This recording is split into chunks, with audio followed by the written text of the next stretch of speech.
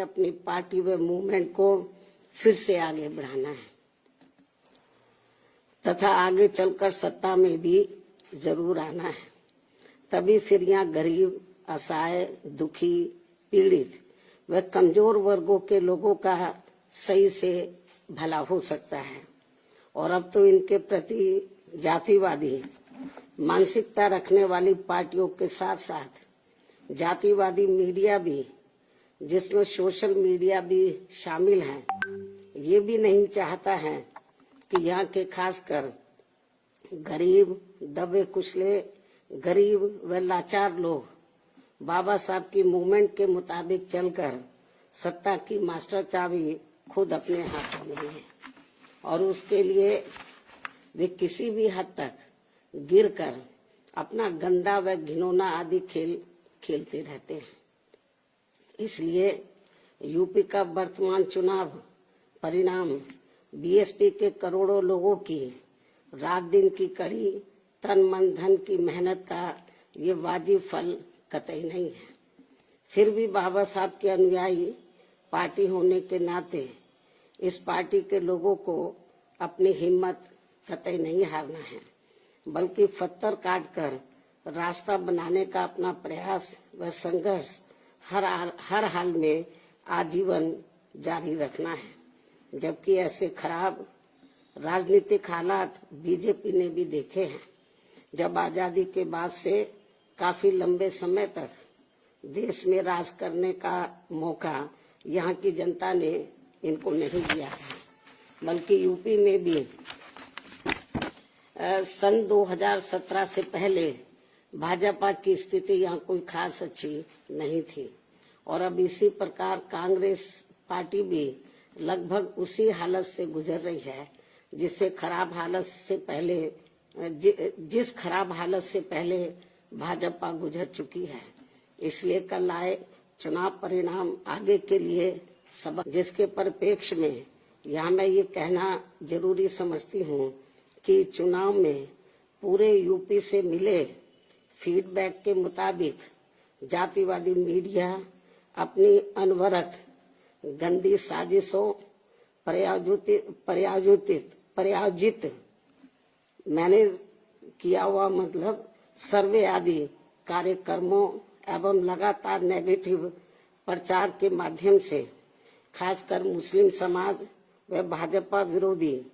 हिंदू समाज के लोगों को भी गुमराह करने में ये प्रचारित करके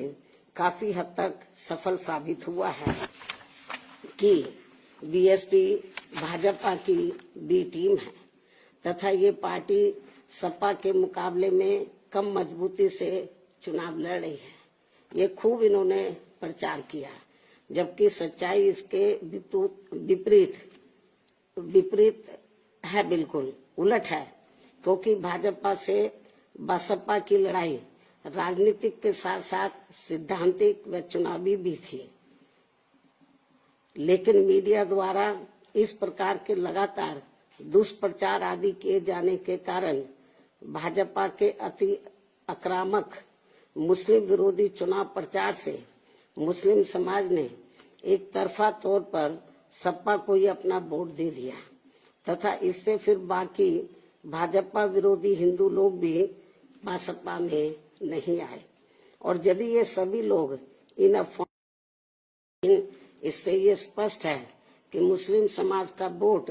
यदि दलित समाज के साथ मिल जाता, जैसा कि बंगाल के चुनाव में टीएमसी के साथ मिलकर भाजपा को धराशायी करने का चमत्कार परिणाम दिया था, तो फिर वैसे ही परिणाम यहाँ भी दोहराए जा सकते थे। साथ ही ये लोग हमेशा इस तथ्य को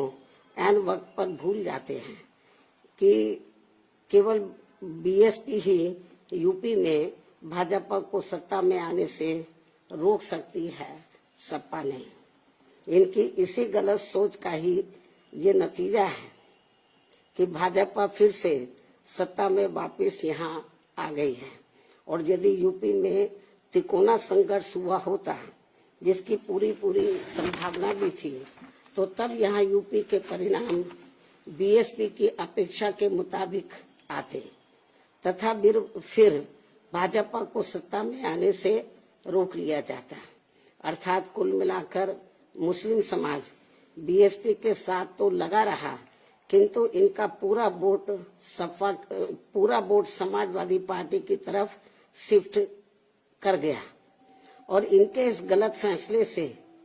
बीएसपी को बड़ा भारी नुकसान ये हुआ कि बीएसपी समर्थक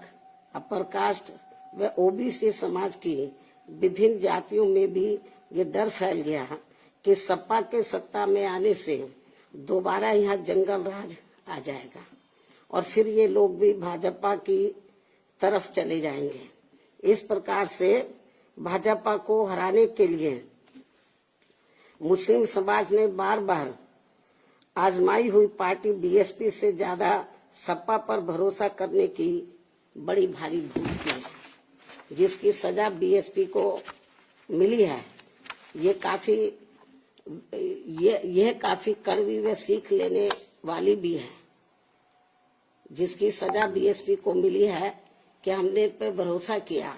जिसकी सजा बीएसपी को मिली है वह काफी कड़वी व सीख लेने वाली भी है। इसलिए इस कड़े अनुभव को खास ध्यान में रखकर ही अब बीएसपी आगे अपनी रणनीति में बदलाव जरूर लाएगी। लेकिन ऐसे हालातों में भी बीएसपी मूवमेंट के हित में संतोष की बात ये रही है कि दलितों में से खासकर मेरे खुद के अपने समाज का वोट हमेशा की तरह इस बार भी अपनी मूवमेंट व पार्टी की लीडरशिप के साथ चट्टान की तरह पूरी मजबूती के साथ खड़ा रहा है। जिन पर मैं कितना भी गर्व महसूस करूं वह कम ही होगा, तथा उनका जितना भी मैं आभार प्रकट करूं वह कम ही होगा। और अब मेरी उन सभी से ये भी अपील है कि उन्हें अपना मनोबल बिल्कुल भी नहीं गिरने देना है, क्योंकि बाबा साहब के अनुयायी कभी भी अपनी हिम्मत नहीं हारते हैं तथा वे अपना संघर्ष लगातार जारी रखते हैं। सफलता फिर एक दिन झक मारकर हमारे कदम जरूर चूमेगी। हमें बाबा साहब के कारवां को न रुकने देना है न झुकने देना है। साथ ही हमें ये भी मानकर चलना चाहिए कि अब बुरा वक्त खत्म होने वाला है, क्योंकि पूरा खून पसीना बहाने के बावजूद भी जो यूपी का इस बार परिणाम आया है तो उससे बुरा और क्या हो सकता है। अर्थात पार्टी के लोगों को निराश व हताश कतई नहीं होना है और अपने स्वाभिमान व मूवमेंट की सफलता के लिए पहले की तरह ही पूरे जी जान से पार्टी के कार्य में लगे रहना है। साथ ही इस बार यूपी में पार्टी की अपेक्षा के मुताबिक नतीजे नहीं आने को लेकर फिर से मैं उन्हें ये कहना चाहती हूँ, इस बार चुनाव में मुसलमानों का वोट एक तरफा सपा की ओर जाते देखकर दलित वर्ग में से मेरे खुद के समाज को छोड़कर बाकी सभी हिंदू समाज ने सपा के रहे गुंडा, माफिया, आतंकी व भ्रष्ट राज को याद करके तथा ये सोचकर कि कई हिंदुओं का वोट बंटने से सपा सत्ता में वापस न आ जाए, इसके डर से इन्होंने बीजेपी की नीतियों व कार्यशैली से दुखी व परेशान होते हुए भी अपना एक तरफा वोट बीजेपी को अंदर ट्रांसफर कर दिया, जिसने फिर बीएसपी को सन 1977 में कांग्रेस पार्टी की हुई स्थिति की तरह यहाँ चुनाव में लाकर खड़ा कर दिया है। हालांकि इसके बाद फिर अगले हुए चुनाव में कांग्रेस पार्टी पूर्व की तरह यूपी सहित देश के अन्य राज्यों में भी पुनः सत्ता में वापस आ गई थी। कहने का तात्पर्य ये है कि राजनीति में कभी कभी वर्तमान की तरह ऐसे उतार चढ़ाव भी आते हैं जिससे अपनी पार्टी के लोगों को भी दुखी होकर शांत बैठने की बजाय या इधर उधर भटकने की बजाय बल्कि ऐसी बदली हुई परिस्थितियों का भी मुकाबला करने के लिए अपनी वर्तमान रणनीति में परिवर्तन करके आगे बढ़ना होगा। और इसके लिए बाबा साहब के राजनीतिक जीवन संघर्ष व उनकी सोच को भी ध्यान में रखकर अपनी पार्टी के जनाधार को फिर से कैडर के जरिए आगे बढ़ाना है। साथ ही इस मामले में हमें ये भी याद रखकर आगे बढ़ना है कि कांग्रेस ने बाबा साहब को अपने रास्ते का रोड़ा मानकर इनको सीधे चुनाव में कामयाब नहीं होने दिया था, लेकिन उन्होंने